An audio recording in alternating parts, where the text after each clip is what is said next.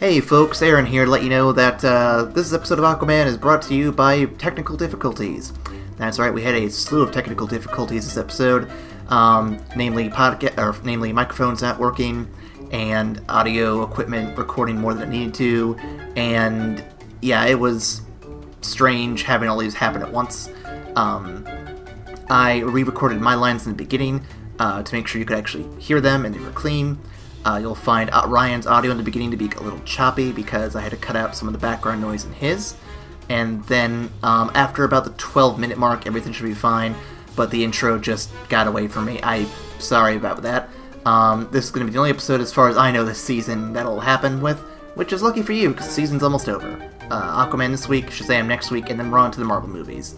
So thank you for listening, and again, sorry for technical difficulties.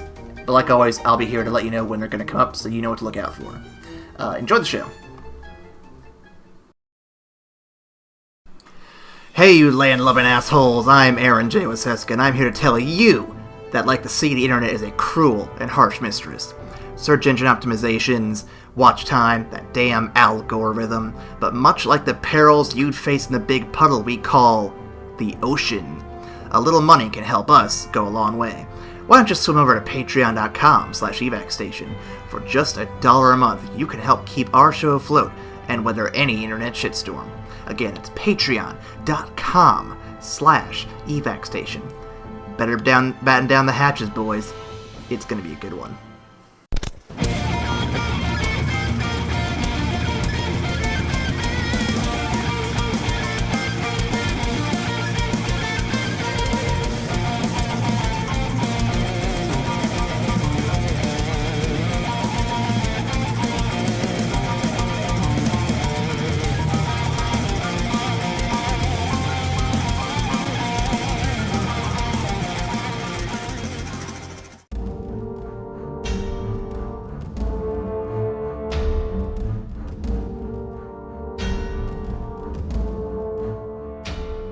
Welcome to the After Credits Cast, the only podcast to air not once, but twice from under the sea. And we'll keep doing it until we get that damn One Piece movie watched. Oh, Lord. We are Arthur J. Waseska, the Ocean Metters. God damn it. And King Robbie Nelson of the other White Atlanteans.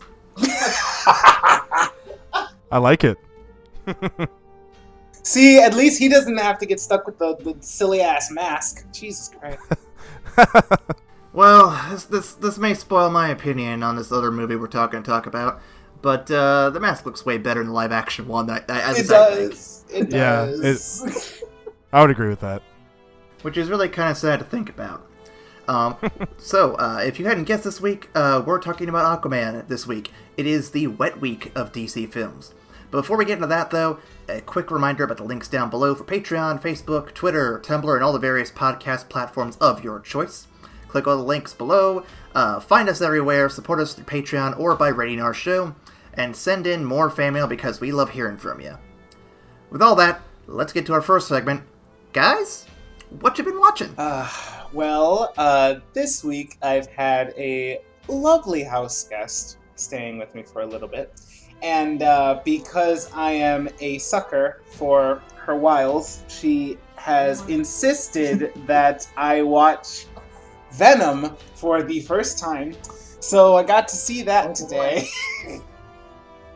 All right, Ryan, be honest now. Even if you've got a gun to your head over there, how was it? I loved it so much. I'm not blinking once for help. No, I'm not. No, in all seriousness, it actually wasn't as bad as I thought it was going to be. I actually did have a bit of fun with it.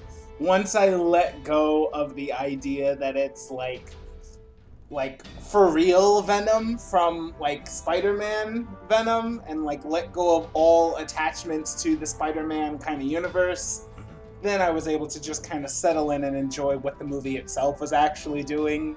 It wasn't brilliant cinema, but it was fun, and it was a fun thing to see. So I'm glad I watched it. What did you think? What did you think of Woody Harrelson's Little Orphan Annie wig?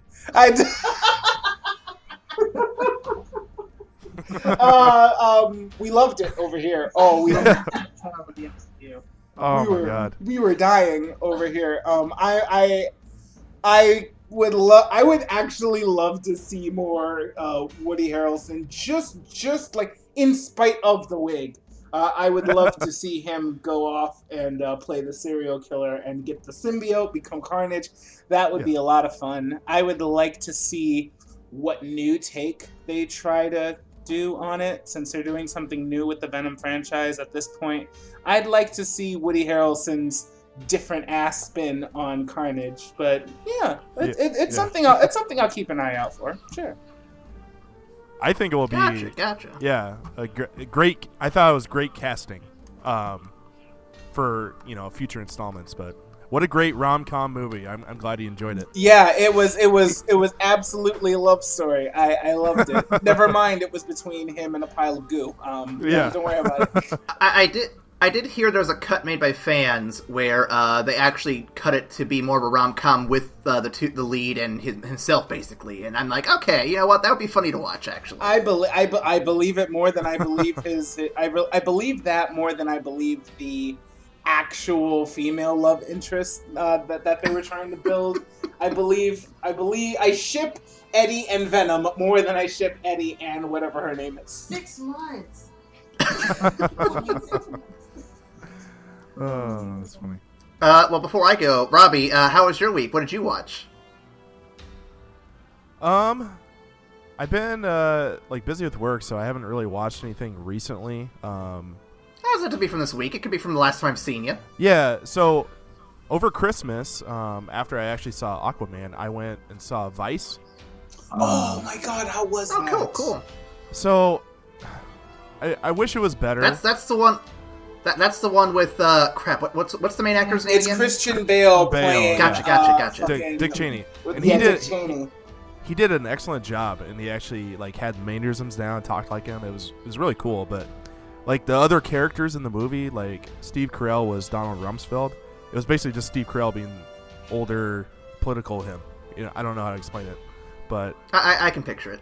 Yeah, but no, I mean it was good. I don't know if I'd watch it again, but I think it's worth watching, one time if you're interested in that type of movie. That's fair. Yeah. I've been wanting to check that one out a little bit. It's on my list right next to Mandy and a few other ones. So sure. Yeah, when I saw that was coming out, that was something I definitely wanted to check out. It sounds like a lot of fun. It sounds like some intelligent, fun cinema that I like. Yeah, it definitely was. I thought it was gonna be better. I'll just let you see it. Cool.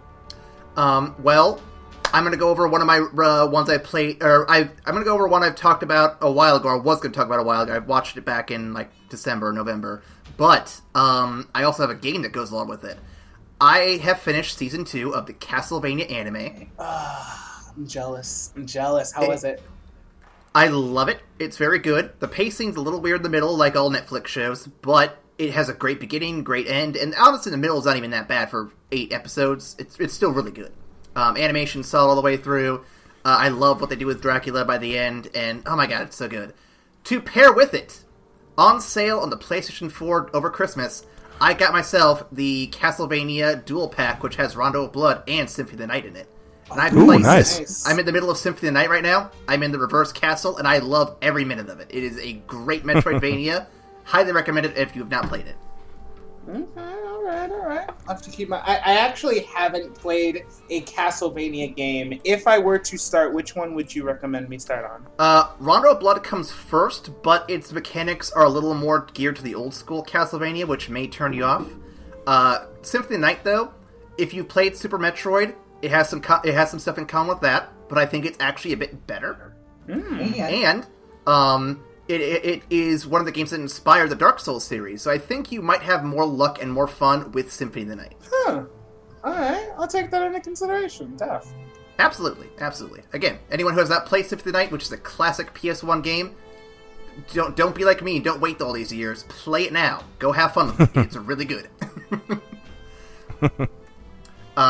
And with that, let's move on to tonight's film.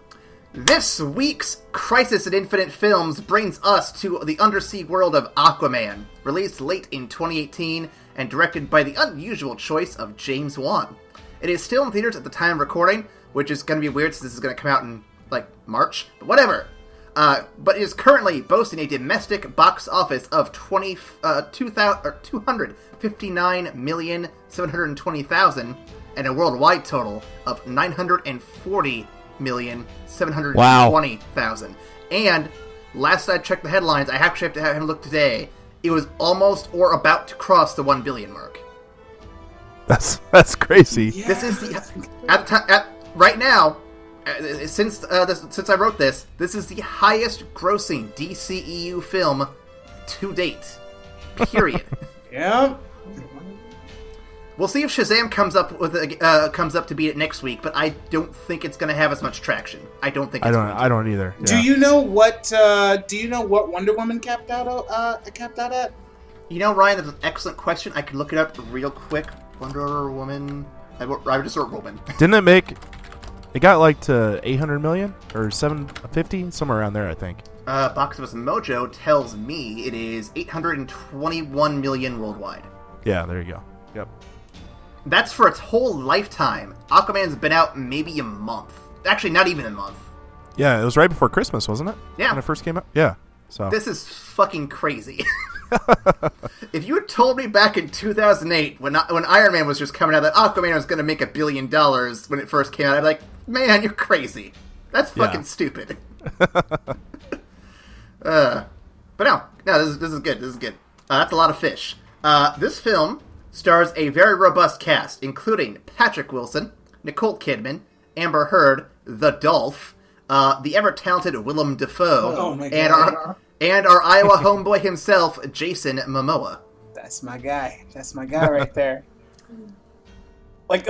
Hand to God, when I sat down to see it, because I haven't watched Justice League as of yet.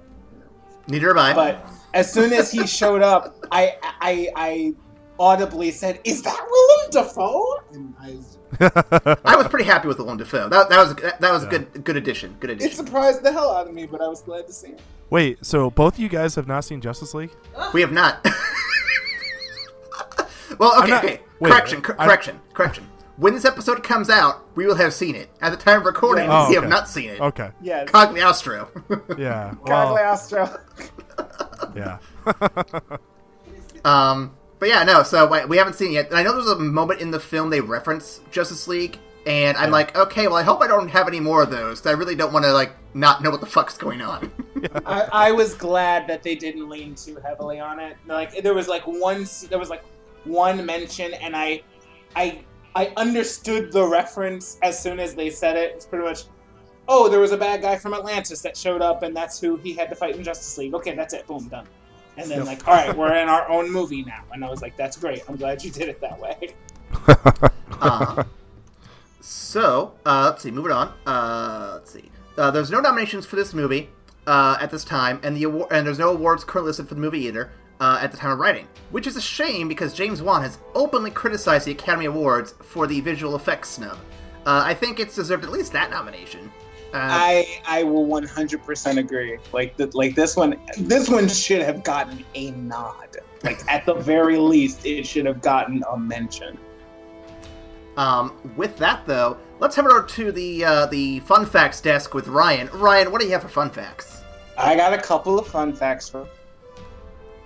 So first off, James Wan revealed that he had a choice of choosing to direct between Flashpoint, slated to appear in 2020, or Aquaman. But he chose Aquaman because he's the underdog and the less known of the two. He wanted to tackle a kind of a fresher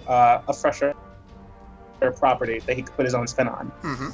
Now, during the duel between Arthur and Orm, I can't get that something right. Orm, an octopus plays a drum solo. I personally love that shit. Oh, it was awesome. It was so weird, but so good. According to the director, the octopus is Topo, Aquaman's octopus sidekick from the 1950s through the 1960s. Juan was initially unsure about putting Topo in the film, but was inspired to do so after watching Mad Max Fury Road, saying, if that film could have a guy playing a flaming guitar, I'm going to have an octopus playing a drummer in mine. I love this. Man, this is awesome. my hero. That is attitude and style all summed up in one sentence. It was so good. It was so good. And last but not least, Nicole Kidman was the director's top choice for the role of Atlanta. They were previously set to work together on another film in 2000. Scrapped, unfortunately. Kidman has been a longtime supporter of Juan's career and has publicly raved about his films Insidious and The Conjuring, calling him the new master of horror, quote unquote. She was also eager to join as the filming took place in her home country of Australia.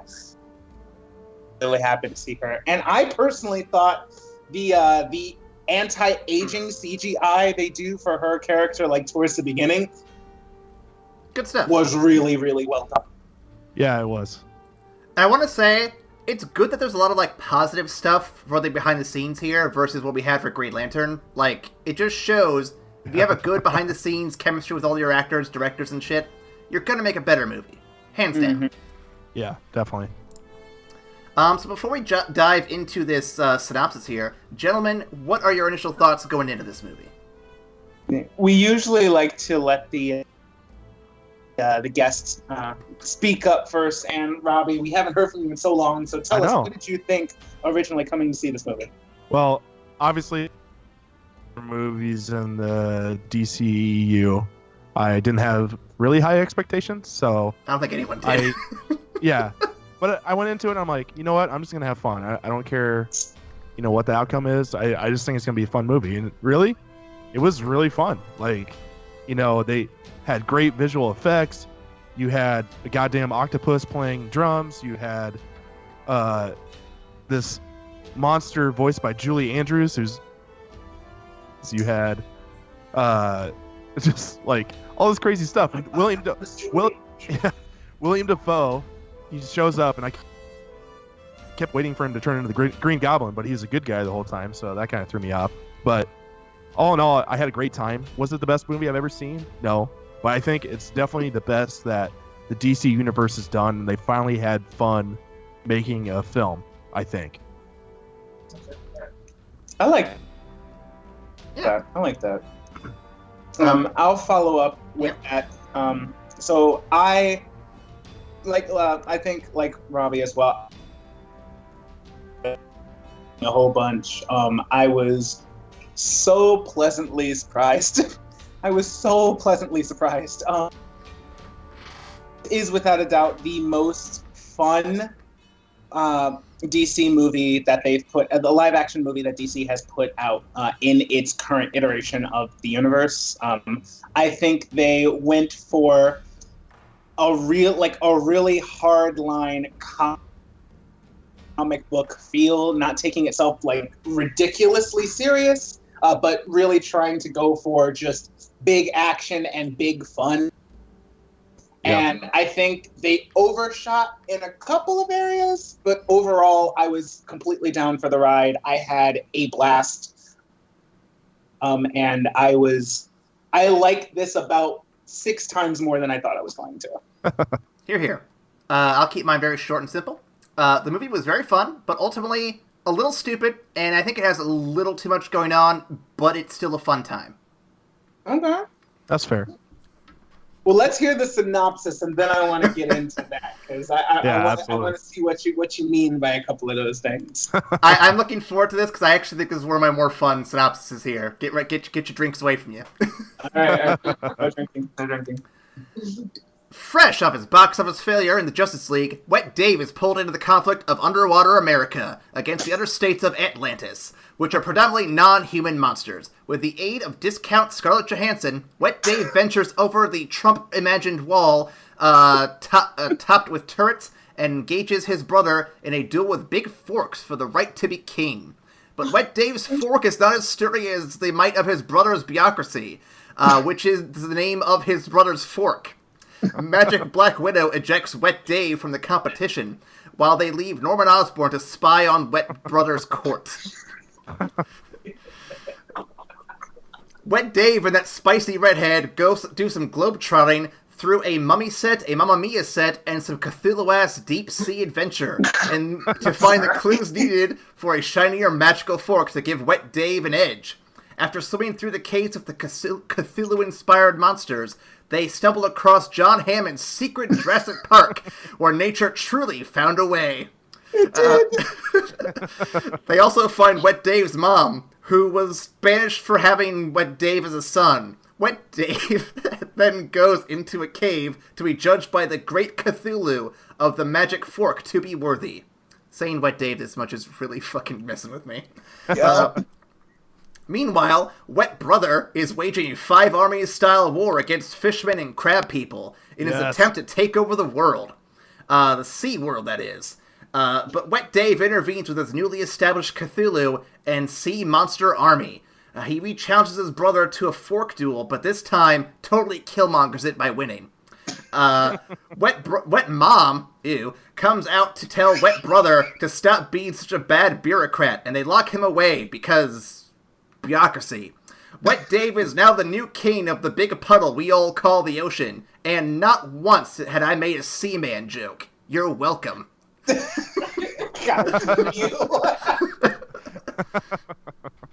Well done, sir. Well done. That was good. Good work. Oh man, we should have been Wet Aaron, Wet Ryan. Oh man, that would have been so much better. Missed opportunities. Well, what can you do? Okay. Now that we've gone through that wet picture, what do you all think of the movie? God damn it. Oh man. Oh, well, I mean, like I said, I really, really enjoyed it. I think the first thing I want to call out is I thought the visual effects in the whole movie were fucking stunning. I loved both the work underwater, which, like, that's how you do a lot of CGI without, like, beating people over the head with it. Like, everything was CGI, but it wasn't, like, Green Lantern terrible CGI where it was just garish and horrible. It just looked really, really good, like, everywhere you went under the ocean. Well, can I add? I think it helps that they had a variety of colors to use. I think having everything be green and Green Lantern didn't do them any favors. That's fair.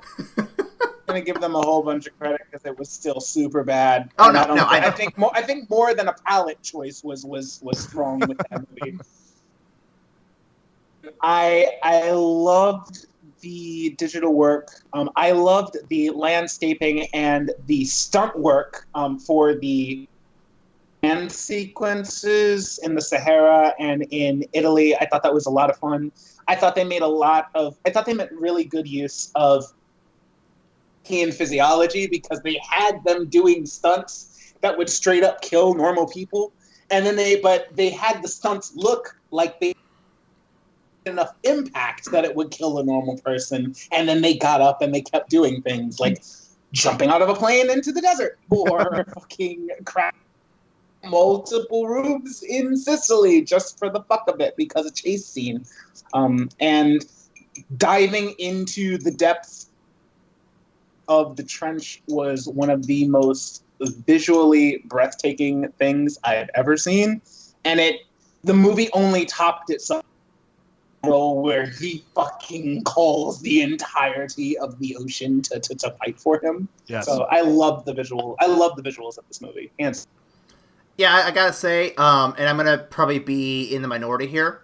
So I was thinking back to Infinity War, and I remember when we watched it, I did point out a few minor nitpicks with the visuals, such as the weird green screen use for Bruce Banner in the Hulkbuster, and a few other minor things. While I have to rewatch this to verify for sure, I don't feel like there was any real inconsistencies of that level. I think this movie, visually the whole way through, might actually be more consistent than Infinity War, which is something I didn't think I'd ever see before. Yeah. And that's harder to do considering just how much CGI was in the movie and just how many like new and different creatures they came up with. I mean, riding sharks and fucking battle seahorses and shit. Fucking Cthulhu. Fucking Cthulhu's and crabmen and nightmare fucking mermen that terrify you. Like, they had a lot of spinning plates going visually, and I personally think that they kept it all straight and really held it together throughout the whole movie. So I guess, and then we gotta give Robbie a chance to talk here, but before I get too far, I have to ask you guys, is this what you expected from an Aquaman movie? And if not, what else would you have wanted? Robbie, what you got? To answer that question, or more thoughts? Yes. Yes. Yes. Both? I mean, they did a great job with, like, you know, everybody makes fun of Aquaman about talking. I thought they did a really good job showing his communication with the ocean creatures and not making it, like, cheesy like the Super Friends, you know what I mean? Mm-hmm. And I really appreciated that. I wanted to see more of the Seven Kingdoms or whatever. Like, seeing those crab people, I was so pumped. I was like, yes! I was so badass. But I thought they did a good job, though, you know, at the end with the huge... having all those different creatures and how visually stunning that was. It was incredible to see. And even though I know we're going to talk about how we felt the movie was kind of bloated, I love that Black Manta was in this movie and not saved for the second movie. Just getting that little taste of one of my favorite villains really, you know, got me excited for where this is going to go. Oh, yeah. Okay. Now, Ryan, how about you? Or Robert, do you have anything else you want to add? No, Ryan, you can go ahead. Well, like I said earlier, I didn't expect too much from this movie. So, I mean, I took everything as a really, really pleasant surprise. I can't think of anything else that I wanted in it. I'm not, and I personally liked the fact that they had to kind of do this adventure to go find the trident that involved taking them, like, outside of the ocean for a little bit. I thought that was a really cool and interesting idea, so that they could the surface world for Mira's sake as well. While I like Black Manta, I felt like he was just a little shoehorned in, just a little bit. Yeah, because, I mean, he was. I love his design. I love his design. I love his character. But I mean, that the whole conflict of Black Manta's character was really brought upon by himself and his father, and the fact that he's literally on there only because it's just like, no, I have to kill Aquaman. That's it. There's nothing else to his character. It's just like, nope, I have to kill that dude, and that's it. Like I liked the action set pieces. I liked seeing him develop his armor, which was aside from that, I don't think he added too much to the movie except for, like, the big action set piece in Sicily. Yeah. Mm-hmm. Yeah. And I'll agree. It kind of leads to my next question with the whole little long, little bloated kind of thing.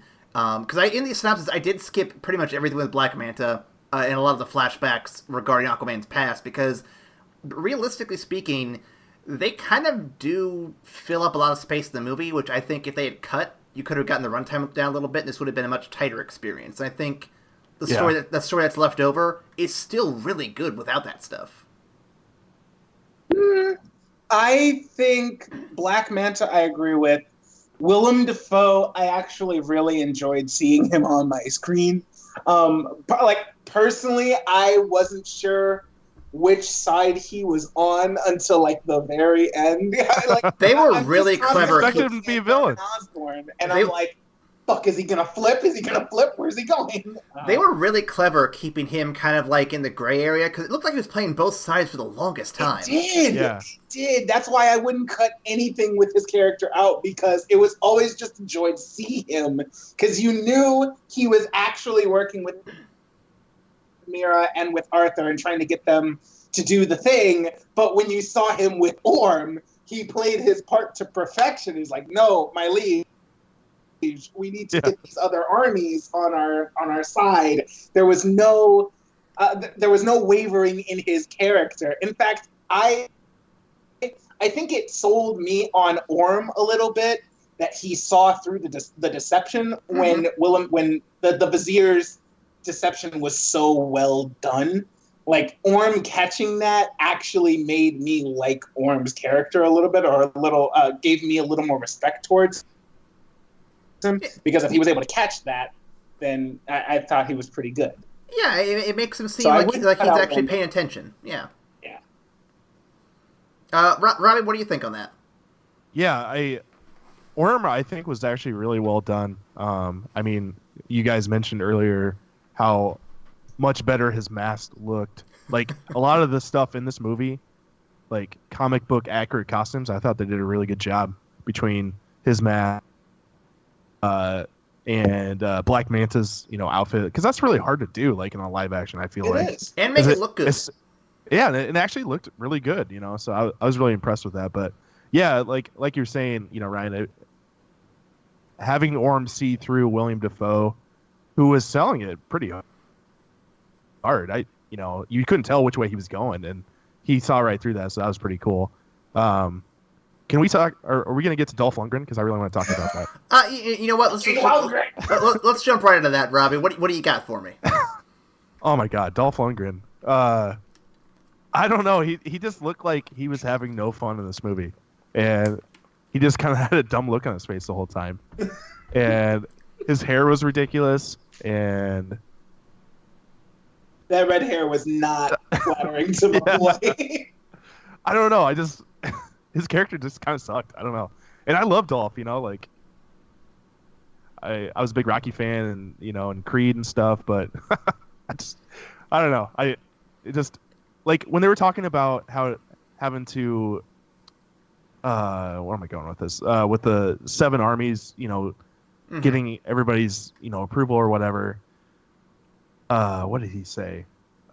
When they're in that, you know what I'm talking about, and they get attacked, the fake attack. Yeah. Mm-hmm. And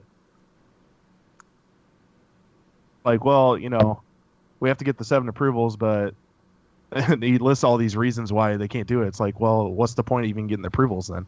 So, yeah, I don't know, but I mean, I can understand why he might not have been having fun with the role. I mean, he was playing second fiddle to the main villain, and I imagine Dolph Lundgren being like this. I won't say he's the biggest actor, but his name's out there. People know who he is. I imagine he would have probably wanted a bigger role, and they couldn't give it to him. I mean, Patrick Wilson killed his Orm. He did really good. He really did. Jason Momoa, I was skeptical, but he makes Aquaman work really well. And I don't see what other roles he could have had other than maybe waiting another movie to give him something better. But I think what they gave him was pretty solid all the same. Yeah, I think the role in and of itself was pretty good. I mean, he was the king of, like, pretty much the biggest military force aside from Orm's, which is why he was the first one he had to get his backing on. He played Mira's father. I think it was mostly just that the script didn't give him a whole bunch extra to do, if that makes sense. Like, his character from the script's perspective was probably a little flat. Is mostly just, I don't, like, I know you need me to convince the rest of the armies after you go talk but secretly I kind of want this war too. Okay, so I'll back your play. And aside from just being Mira's dad at that point, there was just there was really no draw to his character. It was nice to see him, but he didn't get a whole bunch of stuff to play with in the script. So I can understand. Mm-hmm. Yeah. Okay, so I did mention it earlier before we got into the synopsis about the movie having referenced Justice League in the film. I think it's like in one of the earliest scenes where Mira first comes across Wet Dave. And I guess the question I have for you is, do you feel like, and Robbie, you've seen the movie, so you can actually answer this. Correct. Do you feel like Justice League is necessary to watch to understand anything in this film? And then, to add to that, Ryan, are you more compelled to see Justice League because of this movie? Just an answer. I'll say yeah. to answer your question, Aaron, no. Like it's gonna be very confusing when you guys watch Justice League Lord. because it's a shitty movie. I'm sorry. Well, yeah. I'm saving my answer. I'm sorry. It's okay. It's okay. You know. Yeah, because Aquaman has to go get his mom's trident down in Atlantis. Mm-hmm. So he already meets like Mira, but then like in this movie, I feel like it's like they don't really know each other. They kind of know each other, but don't know each other. So it's just I don't know. It's just weird. They're like acquaintances, not really friends. You know, they're but like the way they talked in Justice League, it seemed like they knew each other better. I don't know. It was very.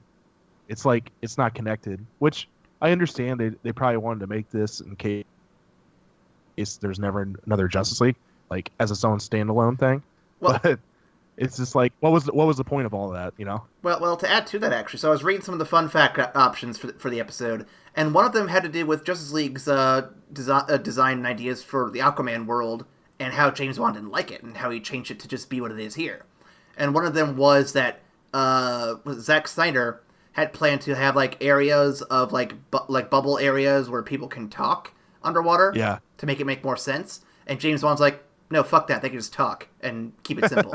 And I'm like, James Wan, why aren't you doing this whole thing? You seem to have a better head on your shoulders than anyone else right now. Yeah, it's just like for me personally, it's just unfortunate that they didn't, try to jump.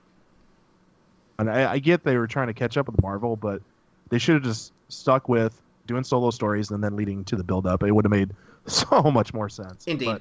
Indeed. They're in charge, and it makes me sad because I love DC, as you know. So, mm-hmm. Go ahead, Ryan. Yeah, Ryan. What were you thinking?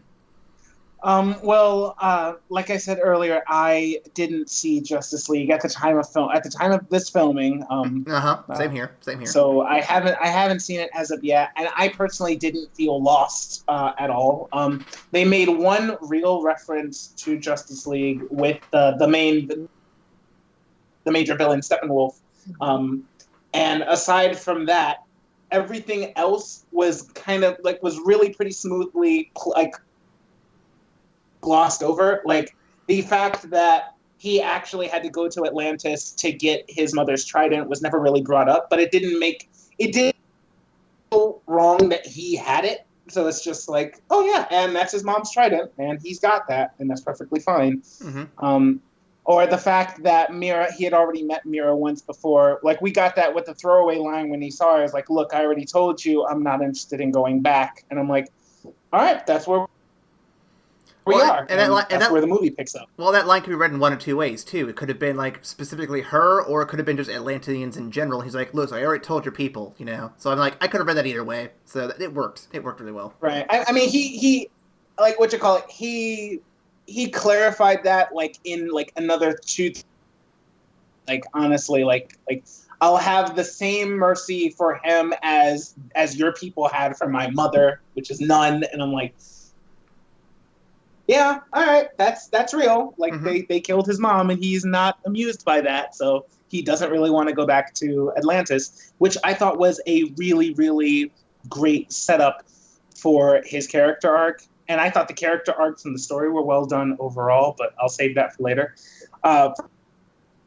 For the second part of your answer, no, I'm not compelled to go see Justice League because no, I will see it because I need to see it for this podcast, and because I have a very pretty woman over here who gets mad at me when I tell her that I haven't seen it yet.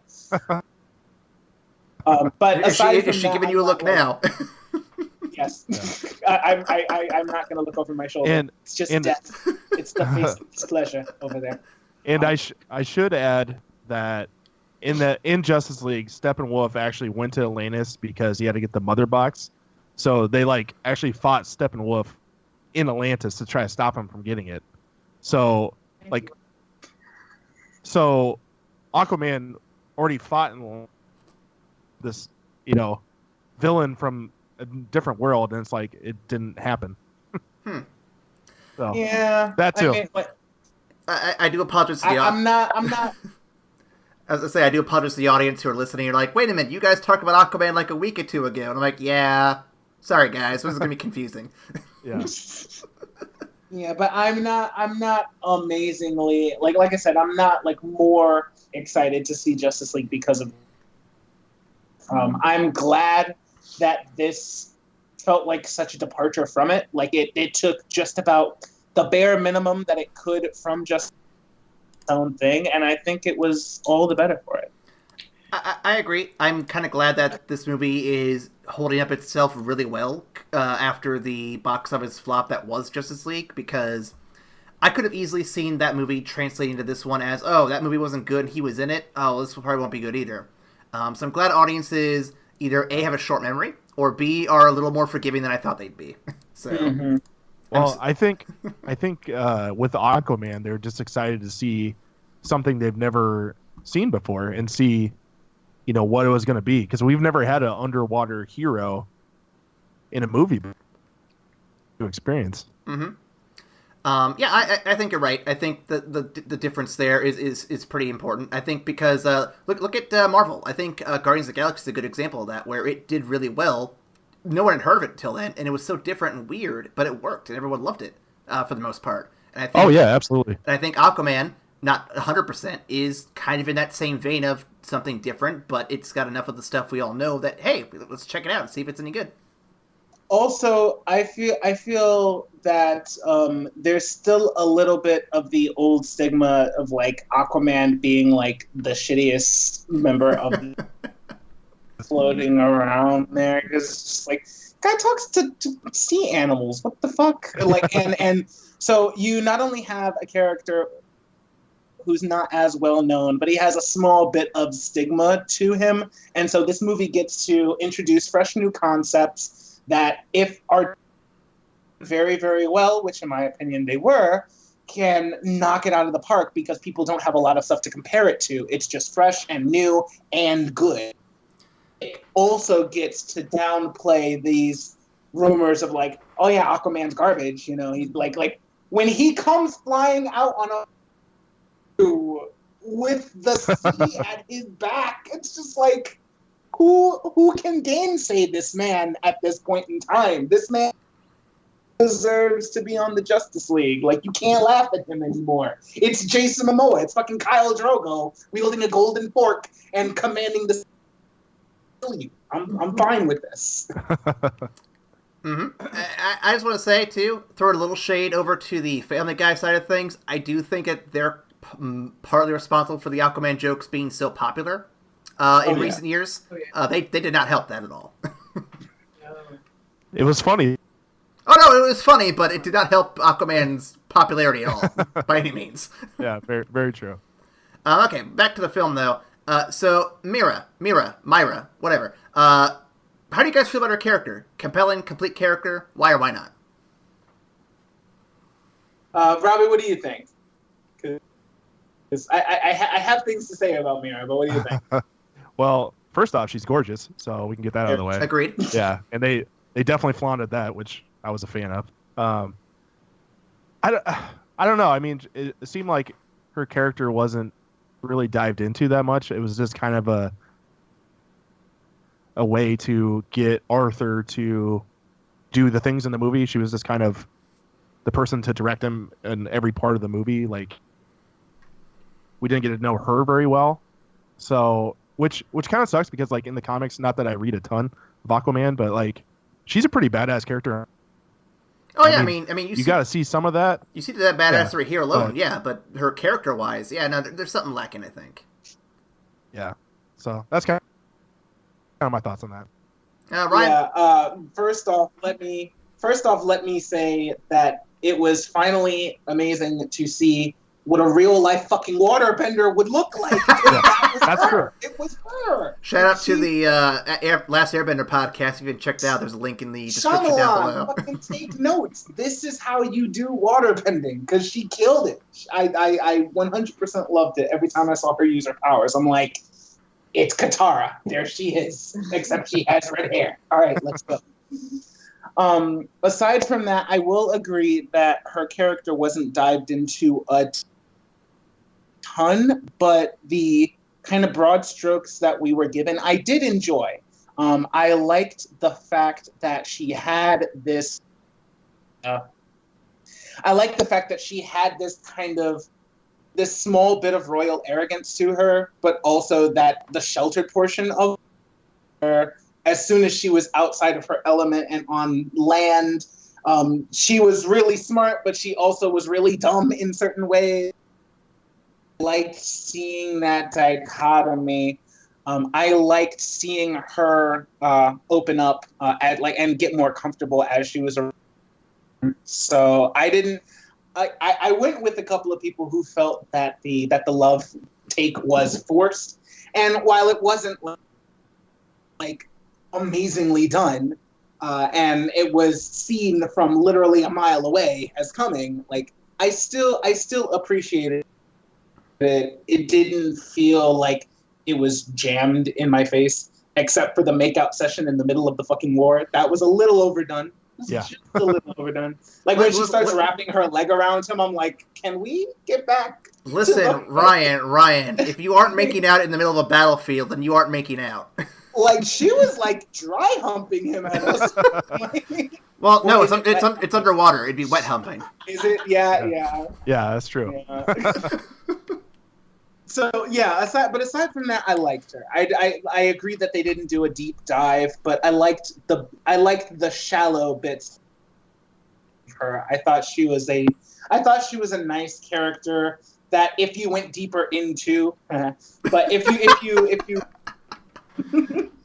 if you looked a little closer into her character, gave her a little more screen time, you'd see that she's a very complex and well done character. So I think the broad stroke. I've been holding the laugh of those puns. Like we've been dropping the names shallow, deep. What's the other one I heard too? There was a couple of them. They're really good. So first off, I agree with both of you guys. I think that she's a very well attractive and very powerful character, and I think that you have at least the framework to build something much more interesting there. I do think that they did kind of anchor her character down a bit, with marrying her to the whole Aquaman romance thing. And here's the thing, I get it.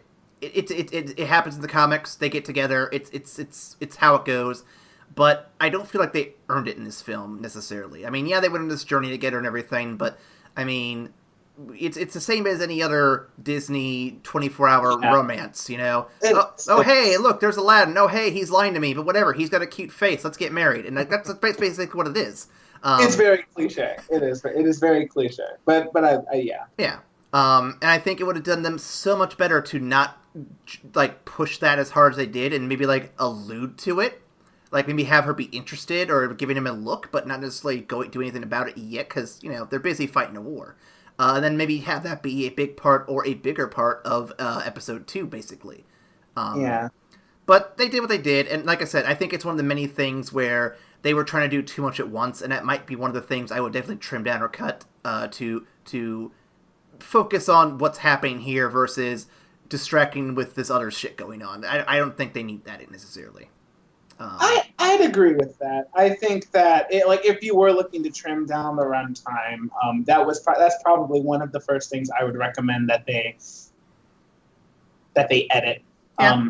Not a hard cut because a lot of their romance is kind of built into the fabric of the land adventure, because like all throughout going from place to place, they're just kind of doing more and more towards the whole, they're going to get together. Ha, ha, ha, ha. So maybe just reshoot the scene so that it wasn't as like heavily implied, and then have less wet humping in the last fight.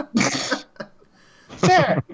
Because that was like a 20-second shot. It really was.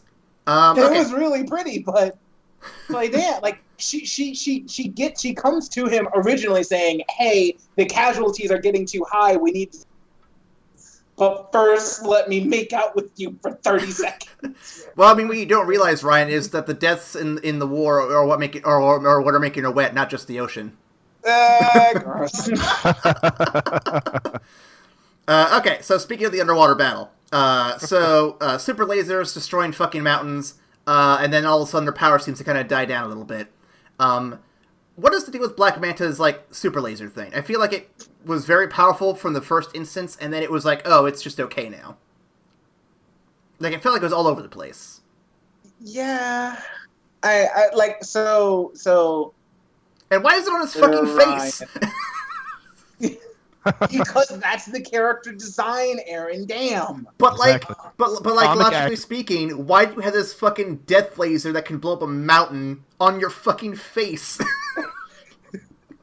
Because it looks like a manta ray. Come on, dude. Exactly. Doesn't have to make sense. I feel like with his character in particular, they might have been trying a little too hard to shove it in there, just a little bit. Yeah. I mean, I'll make the argument that the weapon that the helmet itself is based on is experimental technology, and that the first thing he fucking does is takes it apart by his goddamn self, because it's like, oh, I can put this shit back together, no problem. So if the laser gets dumbed down a bit because he just had to have freaking laser beams coming out of it, then I'm okay with this. Plus, it would have been too OP to just have him show up with the gun and disintegrate Arthur just on shot one. Yeah, that's true. So I understand the downgrading of power. I know. I just thought it just felt so inconsistent and weird to me. It's fair. Is there anything else we want to talk about that, or do we want to move on to the next one? We can move on. Okay, unless Robbie, do you have anything to say on that? Well, regardless if it doesn't make sense, I thought it looked cool. That's all I care about. It looked cool. I think that's what this movie's philosophy was. Is just, does it work? Who cares? It's cool. That's the rule of cool. The movie follows the rule of cool. That's exactly what it is. That's right. Speaking of the rule of cool, could we get a single movie where Aquaman just fights trench monsters? That was like the best part of the film for me. It was so fucking cool. I was losing my mind as that happened. Like, the fight in and of itself. And then they're like, all right, we're going to have to dive down with this flare. And then they go, and it's almost like you're in the underworld.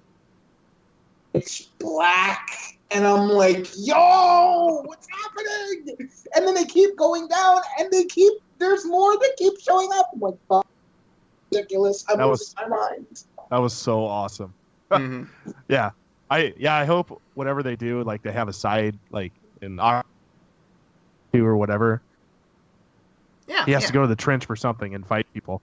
Yeah, I need like more of the mission. trench. I need more information on the magical lightning storm under the sea that is a portal to the hidden sea in the world's core. I need more of the trench. I need more of that.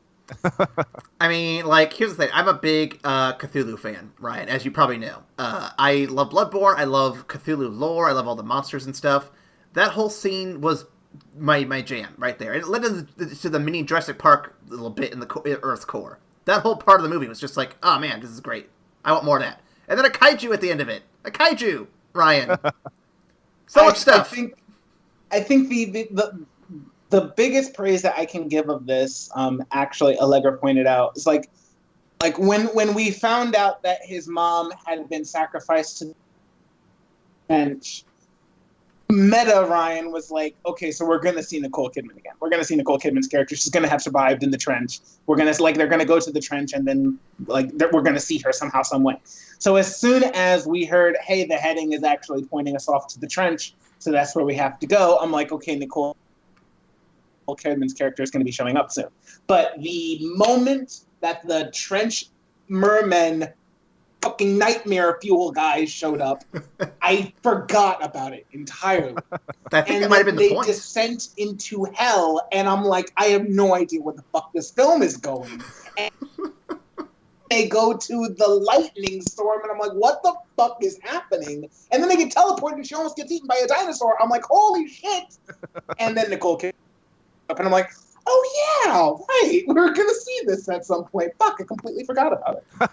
It's a really good sleight of hand trick they used in the film. It's one of those. It's like a magician. They have you looking at one thing to distract you to make you forget about the obvious thing they're trying to do, and it worked. It worked really well. More trench, please. I need more trench. More trench. Absolutely. Hashtag more trench. Let's see. Okay, so here's one.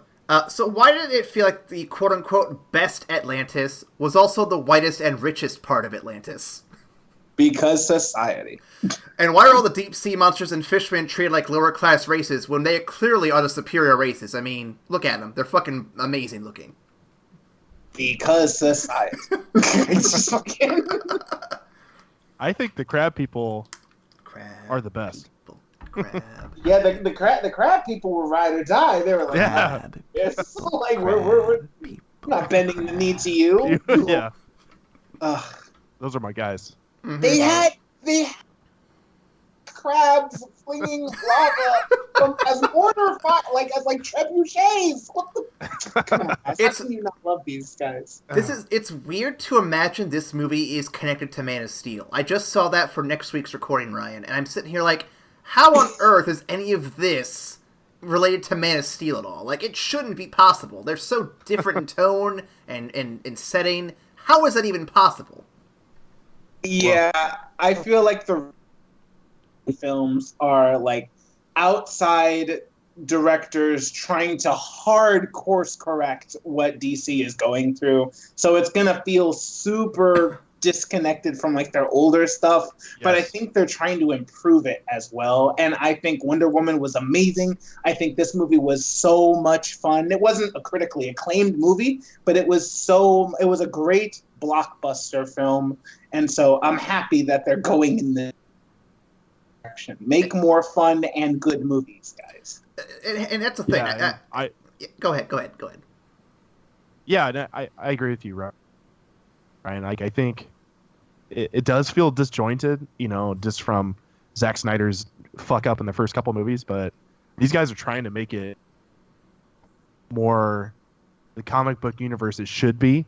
And I think if they're allowed to, it will get better. Like, I hope people and as the numbers on this movie has shown, like, people are willing to give them another chance, and I hope it all comes back together. Come together. Right now. Over me. But no. So I think you hit the nail on the head there, Ryan. Though I really think you do, and I'm looking forward to seeing how Shazam turns out when we get to it next week, because I think that will definitely give us an idea of where we can expect DC to be going in terms of its box office and in terms of its popularity, because I think this 1-2 punch is going to be what's important.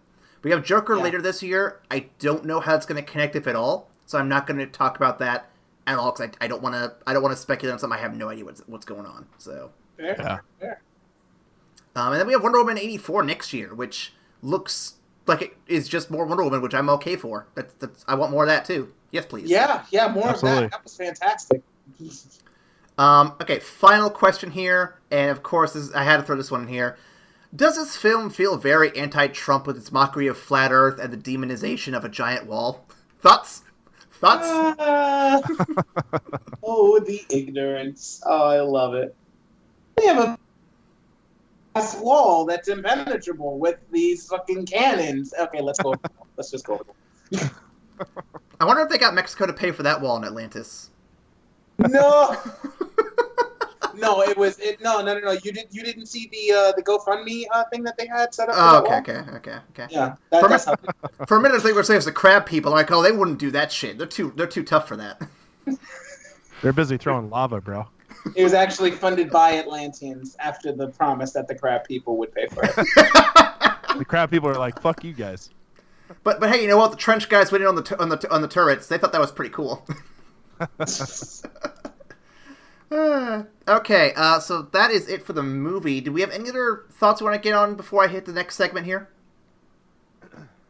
No, I think we said it all. I had a blast with it. It was a great blockbuster film. A little clunky in some bits, but very positive. I really, really liked it. Cool. I'm really interested, with the success of Wonder Woman and now this. I want to see how Shazam does and see if we can get this back in the right track, kind of like what I was talking about. But I had a great time watching this. Same here.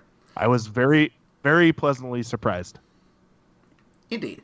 We're getting to the closing parts of the episode here, so real quick, shout out to the mailbag. I actually do have one. I had one fan mail. We read that back in our Glass episode, Ryan. So if you want more fan mail to send in, please. How could I forget? Yes, exactly. So please send it in to evacstation@gmail.com. Wait, did I say it right? Ryan, can you correct me? Is that correct? That is no. The email is actually frickin' laser beams attached to their heads at. Fuck, damn it! I'm sorry. It's evacstation@gmail.com. Oh, good. I thought I was wrong there. I'm glad you corrected me. Anyway, go there, Twitter, Tumblr, or Facebook to get us some messages. We'd love to hear from you guys. Tell us what your favorite movies are, suggestions for upcoming podcasts, or if you just want to say hi and comment on how lovely Ryan's hair looks today. We would love that too. And with that, gentlemen, I'm going to move on to our final segment for this episode, which is a quick round of C-Triv. Oh boy.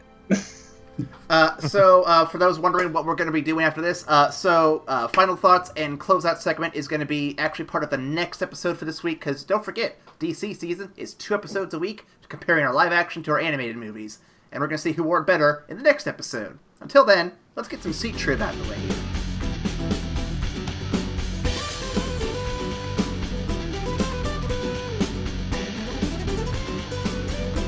So, first one to answer gets the point, obviously. So here we go with our first question. It's a true-false question. Aquaman is a founding member of the Justice League in the comics. True or false? True. True. Yep. You're both right. I'll give you both the point there. I heard it at the same time. So, let's see. Next one. What is Aquaman's first animated appearance? Ooh. Super Friends? That's Robbie's answer. Ryan, what's your answer? I don't watch the animated nearly as often as I should.